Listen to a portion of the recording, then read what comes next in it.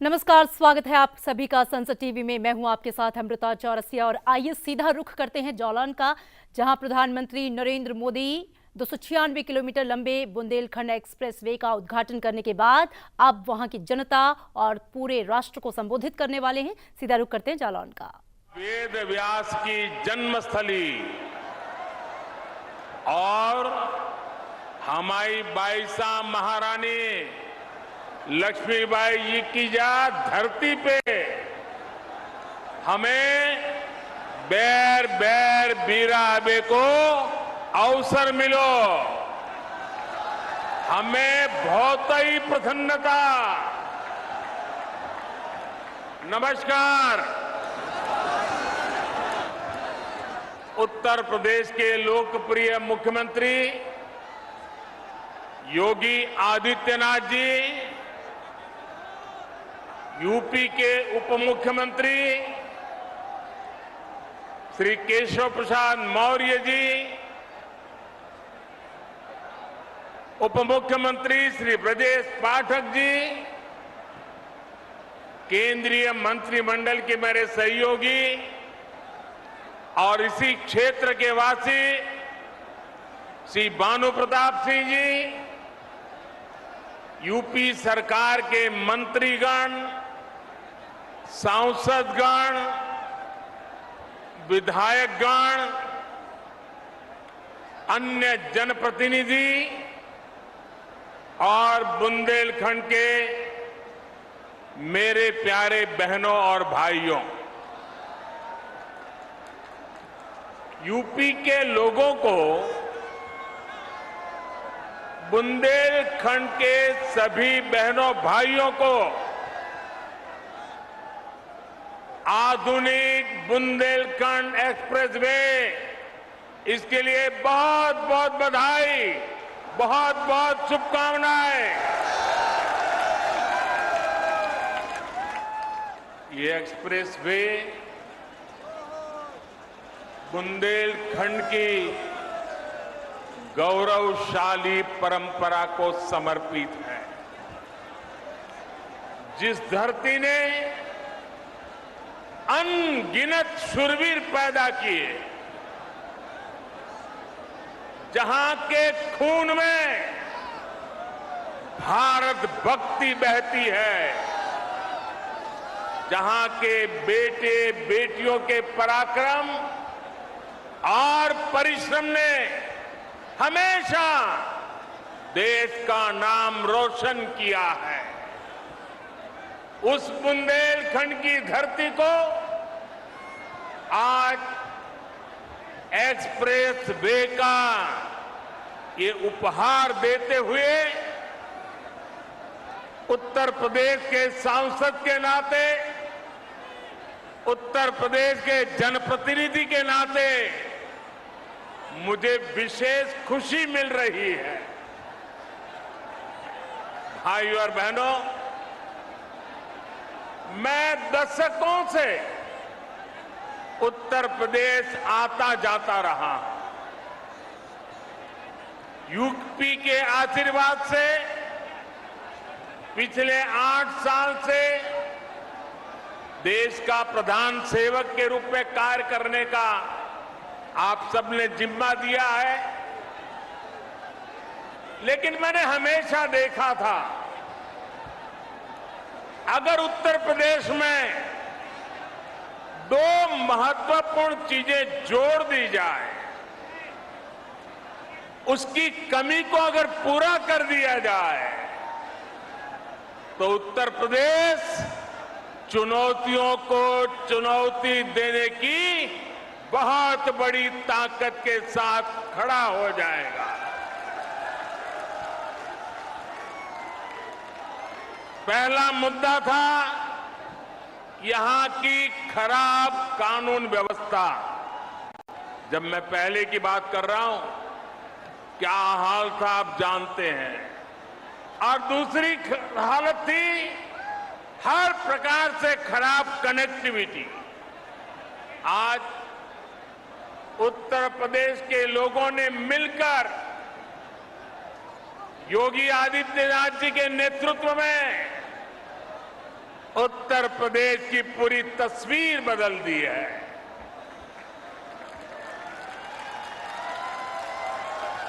योगी जी के नेतृत्व वाली सरकार में कानून व्यवस्था भी सुधरी है और कनेक्टिविटी भी तेज से सुधर रही है। आजादी के बाद के 7 दशकों में यूपी में यातायात के आधुनिक साधनों के लिए जितना काम हुआ उससे ज्यादा काम आज हो रहा है। मैं आपसे पूछ रहा हूं, हो रहा है कि नहीं हो रहा है? हो रहा है कि नहीं हो रहा है? आंखों के सामने दिख रहा है कि नहीं दिख रहा है? बुंदेलखंड एक्सप्रेसवे से चित्रकूट से दिल्ली की दूरी करीब करीब 3-4 घंटे कम हुई है, लेकिन इसका लाभ इससे भी कई गुना ज्यादा है।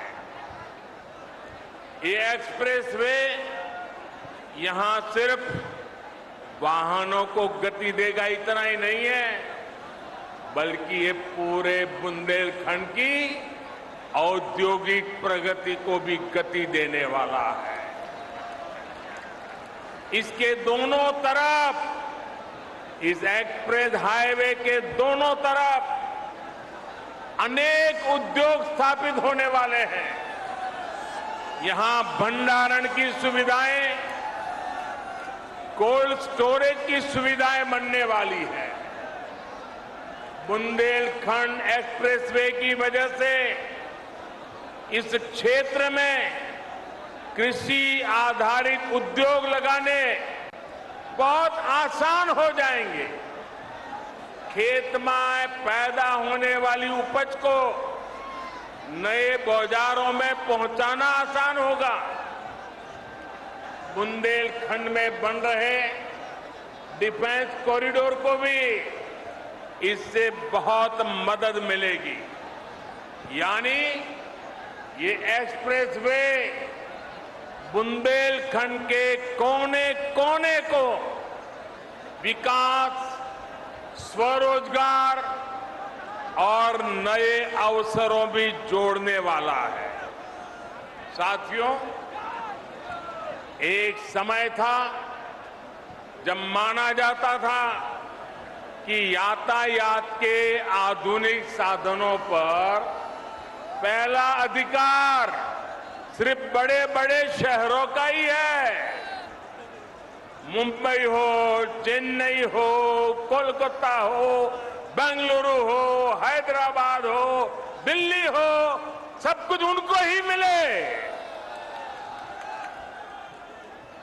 लेकिन अब सरकार की बदली है, मिजाज भी बदला है और ये मोदी है, ये योगी है। अब उस पुरानी सोच को छोड़कर, उसे पीछे रखकर हम एक नए तरीके से आगे बढ़ रहे हैं।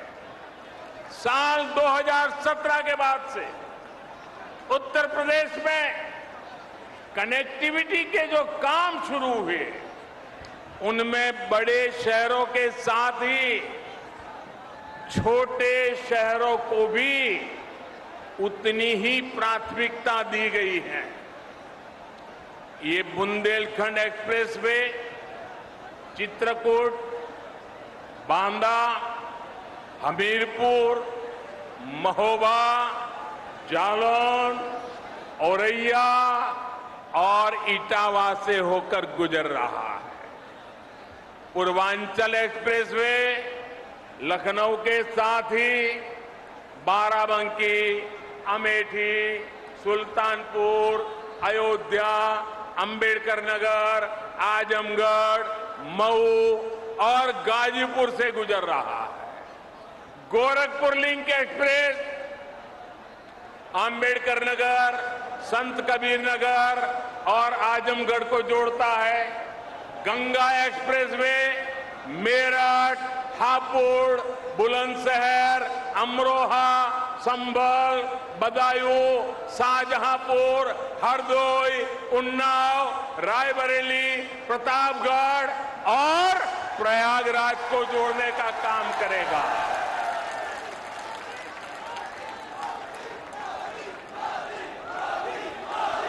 दिखता है कितनी बड़ी ताकत पैदा हो रही है।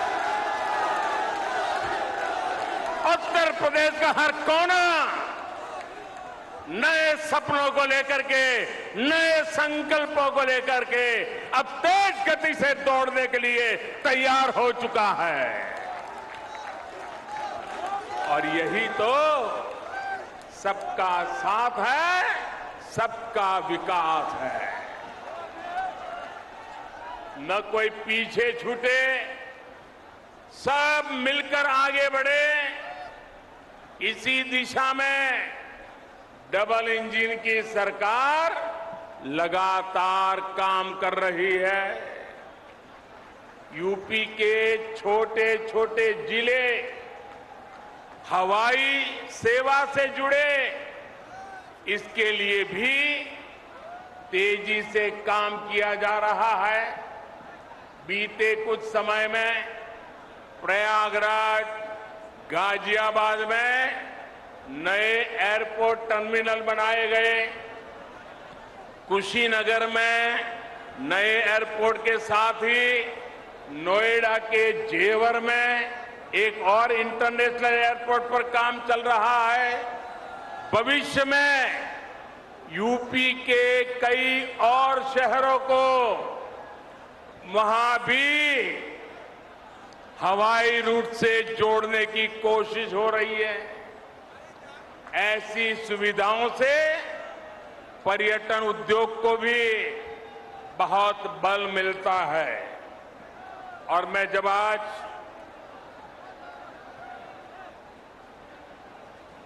यहां मंच पर आ रहा था तो उसके पहले मैं इस बुंदेलखंड एक्सप्रेसवे का प्रेजेंटेशन देख रहा था, एक मॉड्यूल लगाया वो देख रहा था। और मैंने देखा कि इस एक्सप्रेसवे के बगल में जो जो स्थान है वहां पर कई सारे किले हैं। सिर्फ झांसी का ही किला है ऐसा नहीं, कई सारे किले हैं।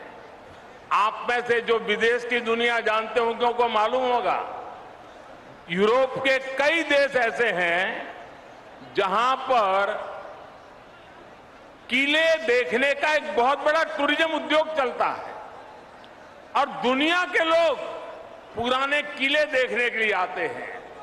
आज बुंदेलखंड एक्सप्रेसवे बनने के बाद मैं योगी जी की सरकार को कहूंगा कि आप भी इन किलों को देखने के लिए एक शानदार टूरिज्म सर्किट बनाइए। दुनिया भर के टूरिस्ट यहां आए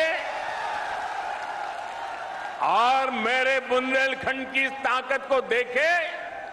इतना ही नहीं, मैं आज योगी जी से आग्रह एक और करूंगा। आप उत्तर प्रदेश के नौजवानों के लिए इस बार जब ठंड की सीजन शुरू हो जाए, मौसम ठंडी का शुरू हो जाए, तो किले चढ़ने की स्पर्धा आयोजित कीजिए और परंपरागत रास्ते से नहीं, कठिन से कठिन रास्ता तय कीजिए और नौजवान को बुलाइए। कौन जल्दी से जल्दी चढ़ता है, कौन किले पर सवार होता है। आप देखना उत्तर प्रदेश के हजारों नौजवान इस स्पर्धा में जुड़ने के लिए आ जाएंगे और उसके कारण बुंदेलखंड में लोग आएंगे, रात को मुकाम करेंगे, कुछ खर्चा करेंगे, रोजी रोटी के लिए बहुत बड़ी ताकत खड़ी हो जाएगी। साथियों, एक एक्सप्रेस में कितने प्रकार के कामों को अवसर का जन्म दे देता है।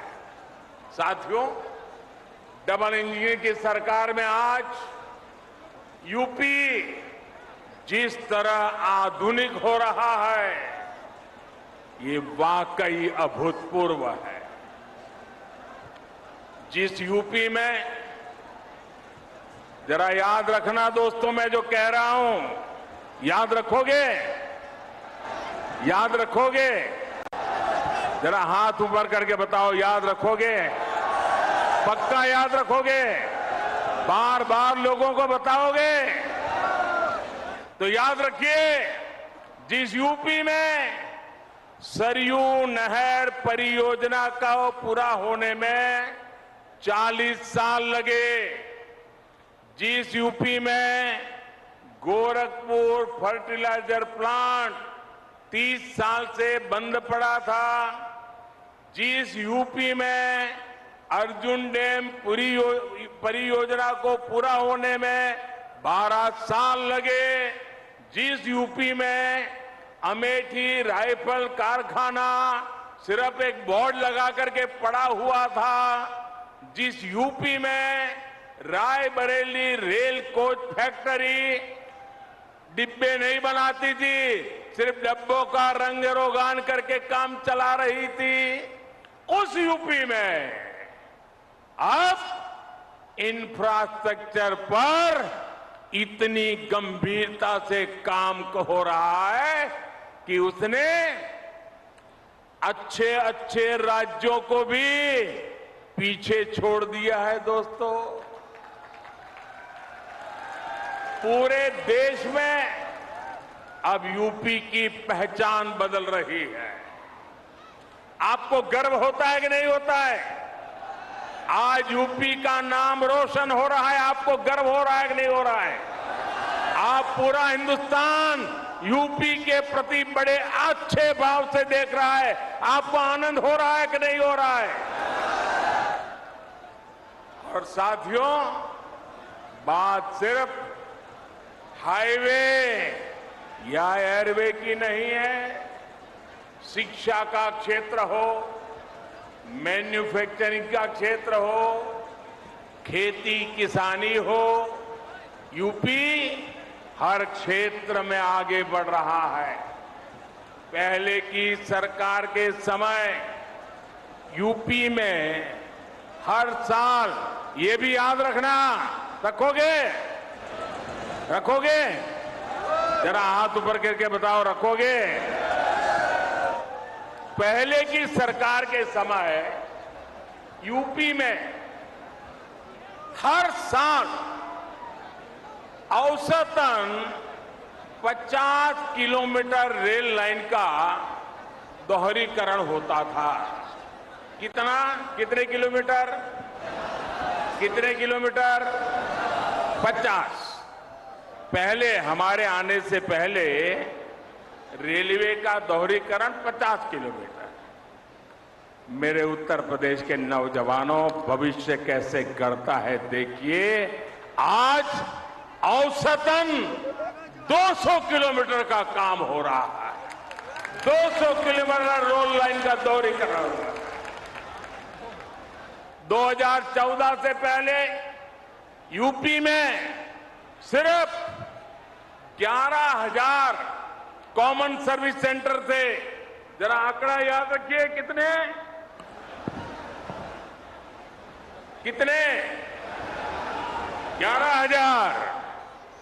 आज यूपी में 1,30,000 से ज्यादा कॉमन सर्विस सेंटर काम कर रहे हैं।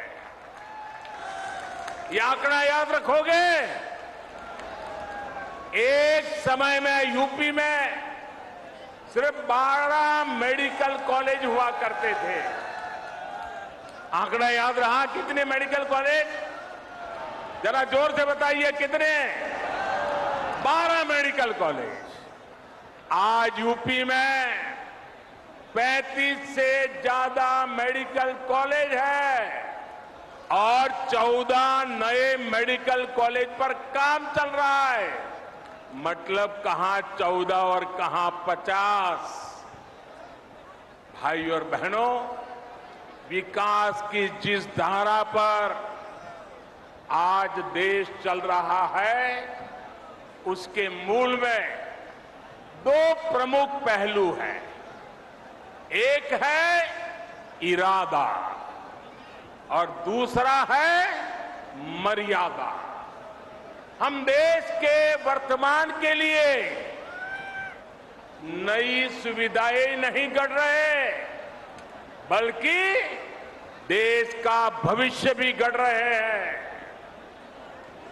पीएम गति शक्ति नेशनल मास्टर प्लान के जरिए हम 21वीं सदी के इंफ्रास्ट्रक्चर के निर्माण में जुटे हैं और साथियों, विकास के लिए हमारा सेवा भाव ऐसा है कि हम समय की मर्यादा को टूटने नहीं देते। हम समय की मर्यादा का पालन कैसे करते हैं, इसके अनगिनत उदाहरण हमारे इसी उत्तर प्रदेश में है। काशी में विश्वनाथ धाम के सुंदरीकरण का काम हमारी सरकार ने शुरू किया और हमारी ही सरकार ने इसे पूरा करके दिखाया। गोरखपुर एम्स का शिलान्यास भी हमारी सरकार ने किया और उसका लोकार्पण भी इसी सरकार में हुआ। दिल्ली मेरठ एक्सप्रेसवे का शिलान्यास भी हमारी सरकार ने किया और उसका लोकार्पण भी हमारी सरकार में हुआ। बुंदेलखंड एक्सप्रेस भी इसी का उदाहरण है। इसका काम अगले साल फरवरी में पूरा होना था, लेकिन ये 7-8 महीने पहले ही सेवा के लिए तैयार है मेरे दोस्तों। और कोरोना की परिस्थितियों के बावजूद कितनी कठिनाइयां हैं, हर परिवार जानता है। इन कठिनाइयों के बीच भी हमने इस काम को समय से पहले पूरा किया है। ऐसे ही काम से हर देशवासी को एहसास होता है कि जिस भावना से उसने अपना वोट दिया, उसका सही मायने में सम्मान हो रहा है, सदुपयोग हो रहा है। मैं इसके लिए योगी जी और उनकी टीम को बधाई देता हूं। साथियों, जब मैं कोई रोड का उद्घाटन करता हूं, कोई अस्पताल का उद्घाटन करता हूं, कोई कारखाने का उद्घाटन करता हूं, तो मेरे दिल में एक ही भाव होता है कि मैं जिन मतदाताओं ने ये सरकार बनाई है, उनको सम्मान देता हूं और देश के सभी मतदाताओं को सुविधा देता हूं। साथियों, आज पूरी दुनिया भारत को बहुत आशा से देख रही है। हम अपनी आजादी के 75 वर्ष का पर्व मना रहा है। अगले 25 वर्षों में भारत जिस ऊंचाई पर होगा, उसका रोड मैप बना रहे हैं। और आज जब मैं बुंदेलखंड की धरती पे आया हूं,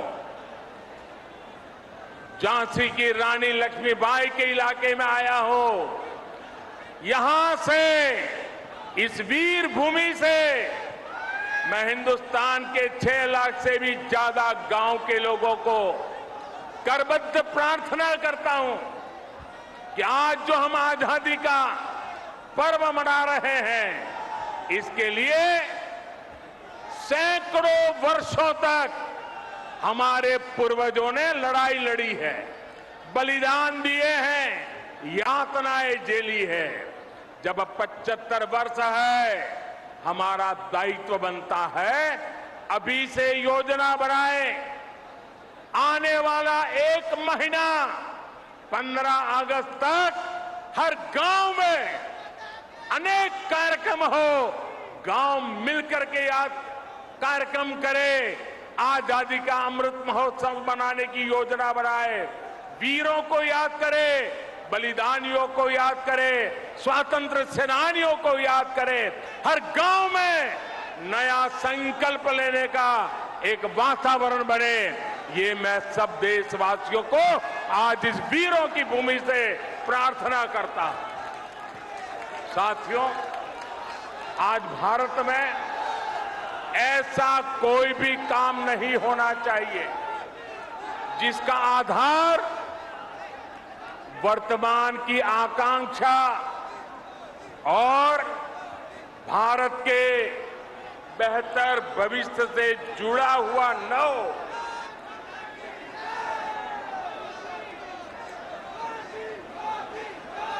हम कोई भी फैसला लें, कोई भी निर्णय लें, कोई भी नीति बनाए, इसके पीछे सबसे बड़ी सोच यही होनी चाहिए कि इससे देश का विकास और तेज होगा।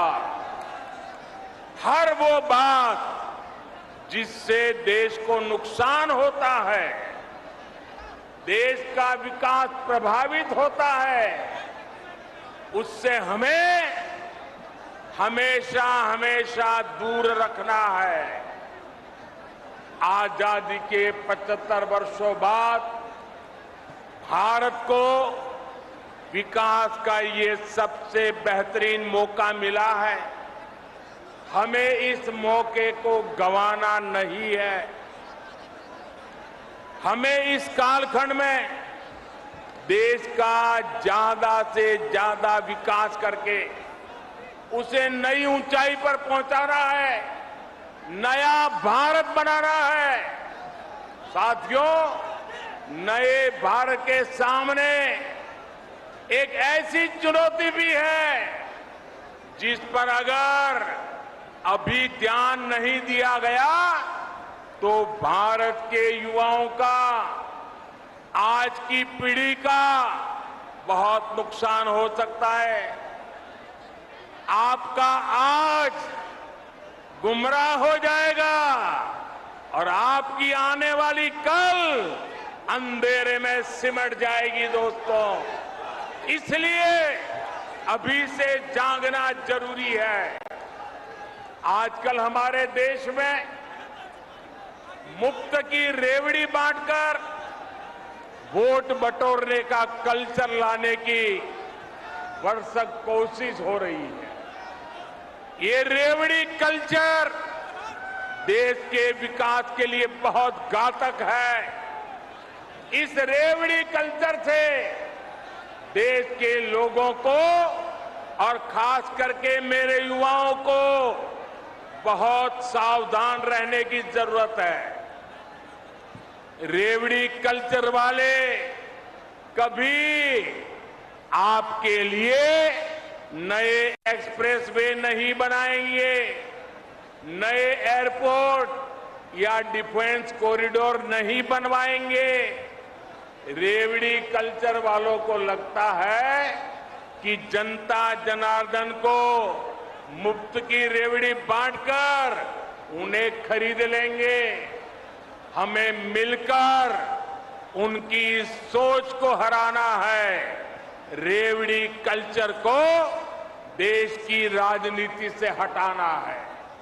साथियों, रेवड़ी कल्चर से अलग हम देश में रोड बनाकर, नए रेल रूट बनाकर लोगों की आकांक्षाओं को पूरा करने का काम कर रहे हैं। हम गरीबों के लिए करोड़ों पक्के घर बना रहे हैं। दशकों से अधूरी सिंचाई परियोजनाएं पूरी कर रहे हैं। छोटे बड़े अनेक डैम बना रहे हैं।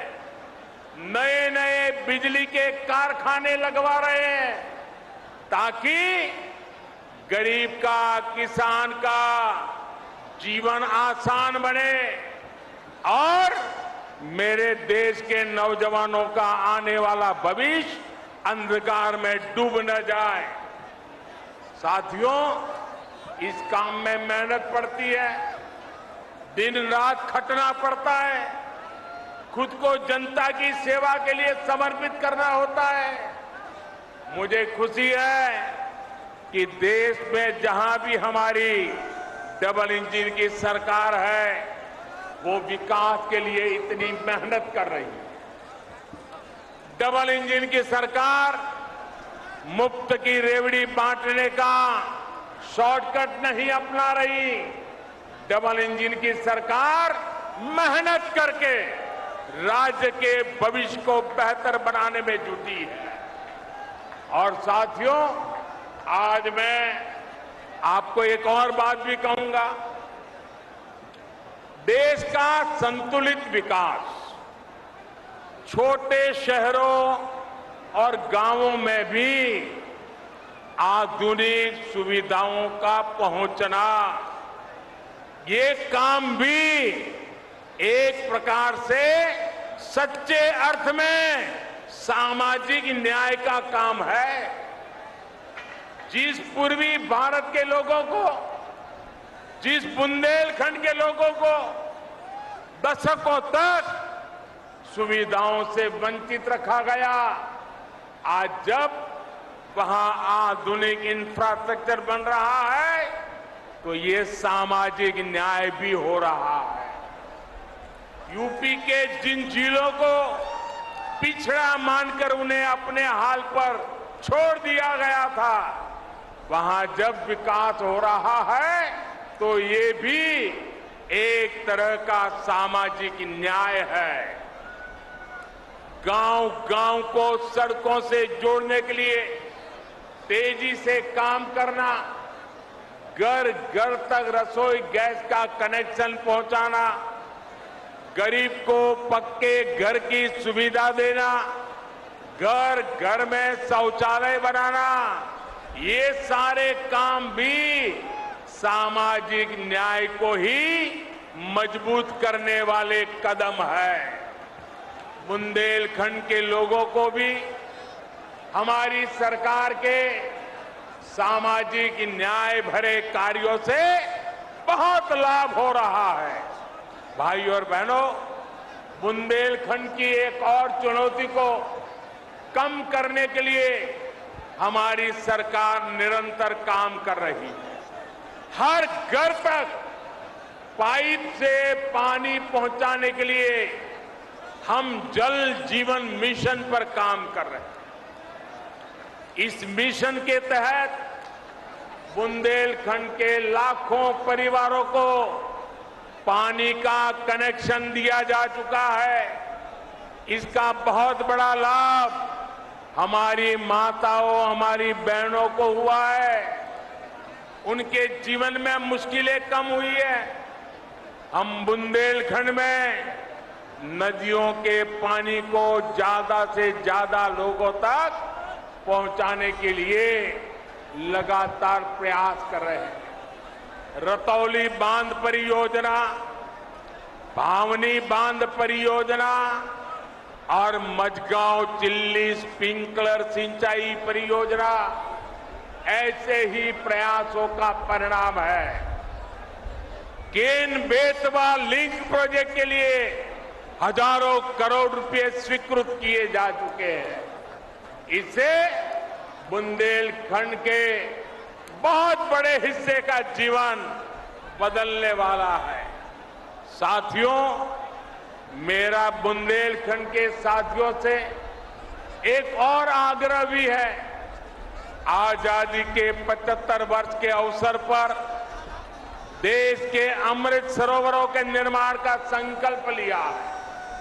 बुंदेलखंड के हर जिले में भी 75 अमृत सरोवर बनाए जाएंगे। ये जल सुरक्षा के लिए, आने वाली पीढ़ियों के लिए बहुत बड़ा काम हो रहा है। मैं आज आप सभी से कहूंगा, इस नेक काम में मदद के लिए ज्यादा से ज्यादा संख्या में आगे आएं। अमृत सरोवर के लिए गांव-गांव कार सेवा का अभियान चलना चाहिए। भाइयों और बहनों, बुंदेलखंड के विकास में बहुत बड़ी ताकत यहां के कुटीर उद्योगों की भी है। आत्मनिर्भर भारत के लिए हमारी सरकार द्वारा इस कुटीर परंपरा पर भी बल दिया जा रहा है। मेक इन इंडिया, भारत की इसी कुटीर परंपरा से सशक्त होने वाला है। छोटे प्रयासों से कैसे बड़ा प्रभाव पड़ रहा है, इसका एक उदाहरण मैं आज आपको भी और देशवासियों को देना चाहता हूं। साथियों, भारत हर साल करोड़ों रुपए के खिलौने दुनिया के दूसरे देशों से मंगाता रहा है।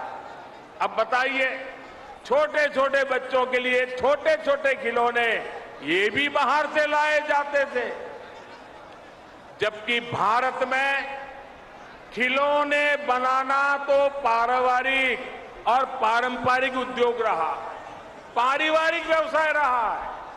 उसे देखते हुए मैंने भारत में खिलौना उद्योग को नए सिरे से काम करने का आग्रह किया।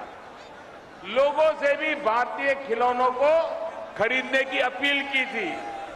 इतने कम समय में सरकार के स्तर पर जो काम करने जरूरी था वो भी हमने किया। इन सब का नतीजा ये निकला कि आज और हर हिंदुस्तानी को गर्व होगा, मेरे देश के लोग सच्ची बात को कैसे दिल से ले लेते हैं, इसका ये उदाहरण है। इस सब का नतीजा ये निकला कि आज विदेश से आने वाले खिलौनों की संख्या बहुत बड़ी मात्रा में कम हो गई है। मैं देशवासियों का आभार व्यक्त करता हूं। इतना ही नहीं, भारत से अब बड़ी संख्या में खिलौने विदेश में जाने लगे। इसका लाभ किसे मिला है? खिलौने बनाने वाले हमारे ज्यादातर साथी गरीब परिवार है, दलित परिवार है, पिछड़े परिवार है, आदिवासी परिवार है। हमारी महिलाएं खिलौने बनाने के काम में जुड़ी रहती है। इस उद्योग से हमारे इन सब लोगों को लाभ हुआ है। झांसी, चित्रकूट, बुंदेलखंड में तो खिलौनों की बड़ी समृद्ध परंपरा रही है। इन्हें भी डबल इंजन की सरकार द्वारा प्रोत्साहित किया जा रहा है। साथियों, शूरवीरों की धरती बुंदेलखंड के वीरों ने खेल के मैदान पर भी विजय पताका फहराई है। देश के सबसे बड़े खेल सम्मान का नाम अब बुंदेलखंड के सपूत मेजर ध्यानचंद के नाम पर ही है। ध्यानचंद जी ने जिस मेरठ में काफी समय गुजारा था, वहां पर उनके नाम से एक स्पोर्ट्स यूनिवर्सिटी भी बनाई जा रही है। कुछ समय पहले हमारी झांसी की ही एक बिटिया शैली सिंह ने भी कमाल करके दिखाया। हमारे ही बुंदेलखंड की बेटी शैली सिंह ने लंबी कूद में नए नए रिकॉर्ड बनाने वाली शैली सिंह पिछले साल अंडर 20 वर्ल्ड एथलेटिक चैंपियनशिप में सिल्वर मेडल भी जीता है। बुंदेलखंड ऐसी युवा प्रतिभाओं से भरा हुआ है। यहां के युवाओं को आगे बढ़ने का खूब अवसर मिले, यहां से पलायन रुके, यहां आधुनिक इंफ्रास्ट्रक्चर बने, इसी दिशा में हमारी सरकार काम कर रही है। यूपी ऐसे ही सुशासन की नई पहचान को मजबूत करता रहे, इसी कामना के साथ आप सभी को बुंदेलखंड एक्सप्रेस के लिए फिर से बहुत बहुत बधाई। और फिर से याद कराता हूं, 15 अगस्त तक पूरा महीना हिंदुस्तान के हर घर में, हर गांव में आजादी का महोत्सव मनना चाहिए, शानदार मनना चाहिए। आप सबको बहुत शुभकामनाएं, बहुत बहुत धन्यवाद। पूरी ताकत से बोलिए भारत माता की, भारत माता की, भारत माता की। बहुत बहुत धन्यवाद।